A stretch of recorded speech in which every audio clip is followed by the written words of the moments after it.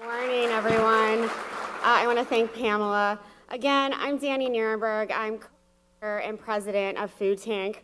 I'm really excited to see you all today and welcome you to our second annual Food Loss and Food Waste Summit. I have to apologize first. It's going to be crowded in the morning. We have a lot of journalists and media in the room. We have a lot of young people in the room and students. So both of those things are great. And I imagine people will come in and out and it will get less crowded. So please just be a little bit patient with us today. Last year, when we had this conference, we had a really exciting day of discussions, and I really don't expect today to be any different. I think it'll even be better. When I first started reading about and researching this issue of food loss and food waste several years ago, I was surprised at how few organizations and researchers were really devoted to this issue. As many of you know, globally, at least 1/3 of crops are lost or wasted, and 40% of fruits and vegetables in developing countries are lost before they can reach people's stomachs, reducing farmers' incomes and exacerbating food insecurity. So food waste used to be a problem that was really, really easy to ignore.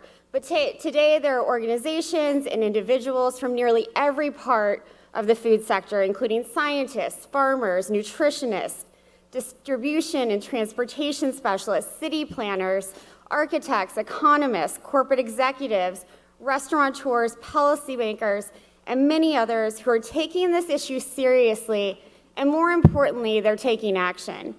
And growing awareness and knowledge and understanding of food waste is now at an all-time high. This is partly in thanks to the many highly respected journalists who are moderating our panels today from CNN, the New York Times, the Wall Street Journal, the Heritage Radio Network, and other outlets. For example, my mom, Joyce Nierenberg, is watching today from St. Louis, Missouri. Hi, Mom. She has been an expert at preserving food since I was a kid, canning everything that would fit into a jar from our garden. And no one loves a good doggy bag from a restaurant more than my mom does.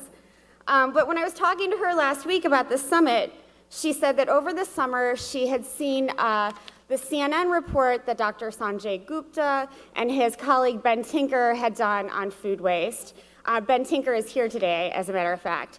And since she saw that report, she's been really concerned about how much food is wasted globally, and it's making her think twice about how much food she buys and throws away. I was like, that's great, Mom. I'm glad you're thinking about this issue. You know, I've been researching and reading about it and talking about it for a long time. This is our second summit with the Rockefeller Foundation. They're kind of a big deal. And it's been a huge part of my life for the last couple of years. And she said, I know, honey, I'm sure you're working very hard, but Dr. Gupta seemed really concerned about this, and I thought I should do my part. So thank you, CNN. I'm glad that my mom at least listens to you, even if our president doesn't.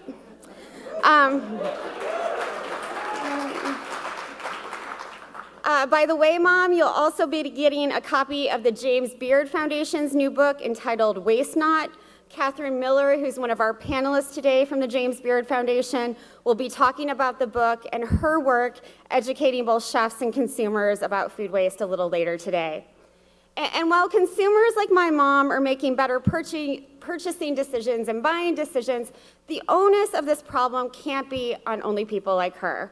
We need more countries and towns and municipalities to take an active and proactive role in preventing food waste from field to gut.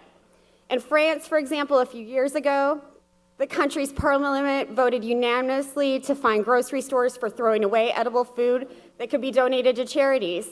Scotland is considering a Good Food Nation bill, which will guarantee the right to food as a fundamental human right and create a collective framework to transform and preserve a fair and healthy and sustainable food system.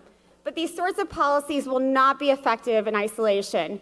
We need organizations like LA Kitchen, which reclaims healthy food and offers culinary job training to empower people. Here in New York, we have the organization BK Rot, who you'll hear from later. They're collecting organic waste by bicycle, producing up to 12,000 pounds of compost every month. And they're also training youth in leadership and advocacy. We'll also hear later about initiatives from organizations like ReFed and the Natural Resources Defense Council. ReFed has worked to create a coalition of private sector, donor, and nonprofit partners to identify data-driven solutions, and they'll talk more about some of their successes later.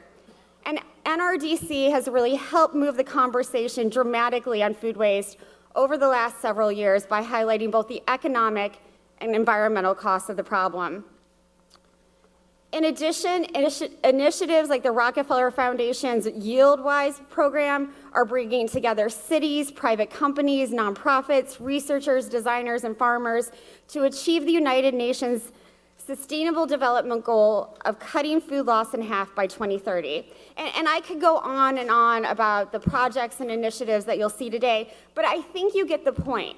This is a really, really exciting time to be involved in this issue, and we all have a lot to do to create a food system that not only reduces waste, but also helps nourish both people and the planet.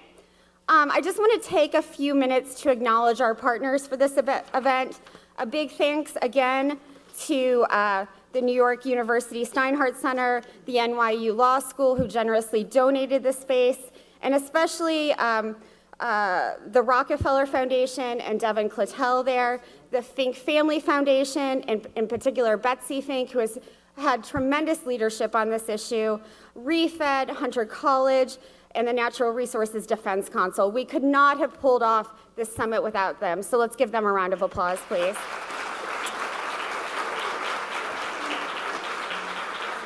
So right now, though, I'm going to do my Oprah moment and come down and talk to all of you. There are amazing experts in this audience, and you come from across the country, you come from all over New York City, and really all over the world. So I do want to hear what you have to say, what you hope to learn today, some of the things that you're interested in. I'm just going to...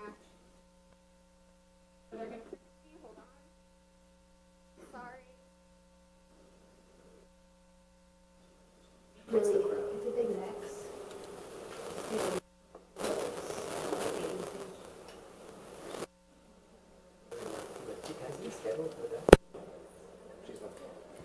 I'm good?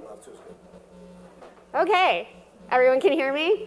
Yeah. All right, so are there any farmers in the audience? If you're a farmer, raise your hand. Okay, can I pick on you? Yeah. What would you like to hear about today? What are you most interested in hearing about? Oh, thank you. Does this work? Yeah? Sorry for the technical difficulties. We'll figure it out.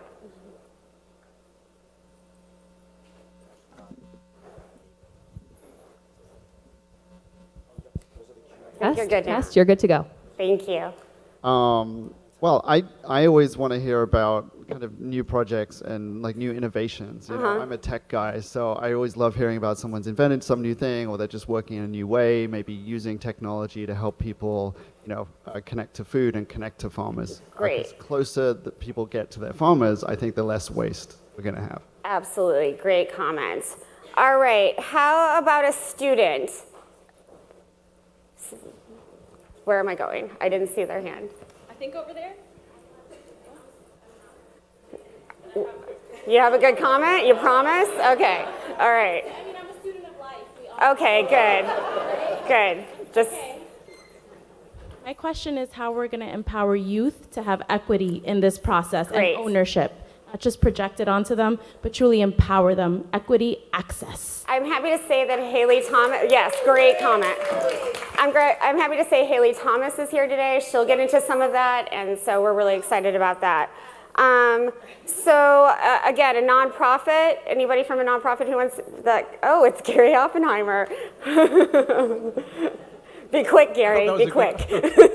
I'm looking to find and meet with and hear about the businesses and the foundations looking to support the nonprofits in the food waste alleviation space. Awesome. Speaking of that, is there a funder who wants to make a comment? I'm looking for the Finks. Oh, they're right here. See, I can't see you. Go and make a comment? Yeah.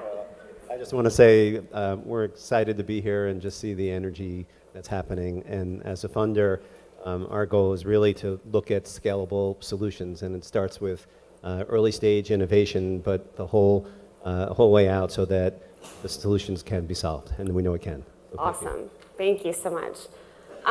Okay, let's see. How about a chef or somebody who works at a restaurant? Oh my gosh, right here.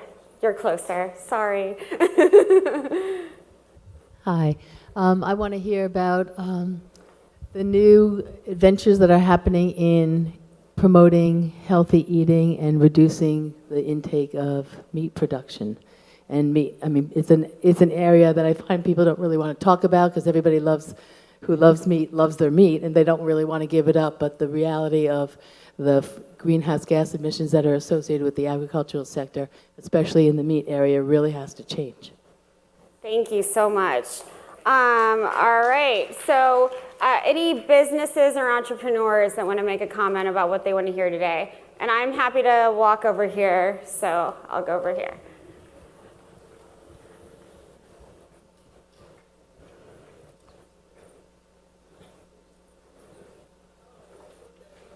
Can I take it? Okay. Hi, I'm Russ Webster, founder and president of Grow to Market. We're a nonprofit, and I heard somebody say funder, so I want to say I'm a fundee. I'm a social entrepreneur, and we are working to try and help set up and establish and grow the capacity of small businesses in Africa and Latin America as solutions for food safety, food waste, and economic growth and solving problems of hunger and nutrition. So if there are any funders out there, I'm a 501c3 and an entrepreneur, and I'd love to talk with you. Thank you. Great, thank you so much. Finally, is there a city planner or policymaker who wants to make a comment? Any politicians in the room who want to? No? No? How about a nutritionist? Oh, the back. There's somebody back there? No? Hi, I actually wear two hats. I used to be the supervisor of the town of New Paltz, and we actually did, yes, we stopped Walmart, first town in the state of New York to stop Walmart. We actually created a zero waste project in New Paltz a number of years ago, and we won national awards for how we've been implementing zero waste, working with the college and all this other What do you stuff. want to hear today? Well, I'm also very involved with NRDC. I'm Hunger Action Network, and we're working on the legislation up in Albany. Nice. To get food waste taken care of. So I want to hear everything that's Awesome. being said and all the work that's getting done. Thank you so much. Thank you, everyone. I really appreciate you sharing. Give yourselves a round of applause.